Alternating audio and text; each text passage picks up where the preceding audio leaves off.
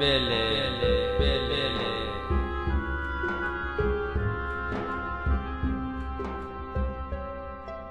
سلام عرض می کنیم خدمت شما بینندگان گرامی برنامه زباله احکام.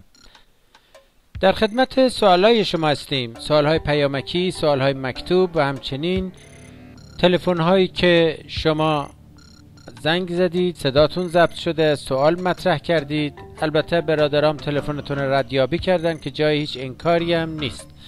و آغاز میکنیم این برنامه رو با صدای یکی از بینندگان، ببینیم چه سوالی مطرح کردن. حاج آقا، ما خودمون یه دستکجی‌هایی از قدیم داشتیم و شما نباشه تو کار اختلاس و حسابسازی و اینا اوستا بودیم. وردست آقا رحیمی معاون اول مقام محترم ریاست جمهوری کار میکردیم. حالا تصمیم گرفتیم بذاریم کنار این کارا رو، خورده کاری رو بذاریم کنار و وارد یک کار کلاسدار فوق حرفه‌ای بشیم، پولشویی و از اینجور برنامه‌ها.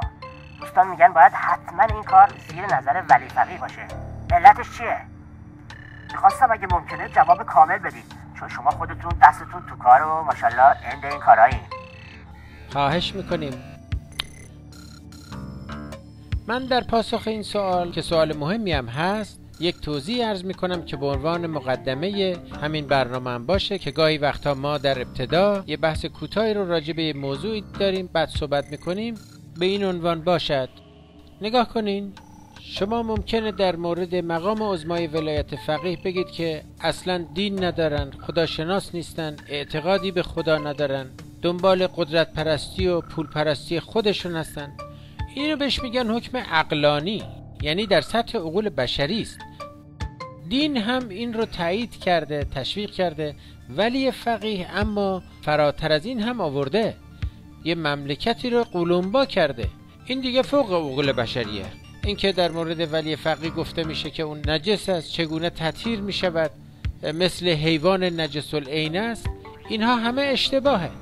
کدام حیوانی آخه شما دیدید که آقازادش بیش از 2 میلیارد یورو در بانک‌های انگلیس حساب داشته باشه؟ بله، اینها دیگه فوق عقول بشری است. اینها رو ما درک نمی‌کنیم. عرض کردم که فلذا در نمونه سوالی که بیننده محترم مطرح کردن نسبت به کلان دزدی و امثال این، یک سری اسرار نهفته‌ای وجود دارد که فوق عقول بشری است که مقام عظما باید راهنمایی بفرمان، فقها باید راهنمایی بفرمان. بله، به این راحتی ها نیست، وگرنه هر کلان دزدی خب میشد ولی فقیه. خب سوال خوبی بود، جوابش یکم مفصل شد، میبخشید. البته امیدوارم که زیر میزی ما هم برسه که این شب یلدایی یه دومی به خمره بزنیم. و بله، موفق و مؤید باشید و السلام علیکم. و بله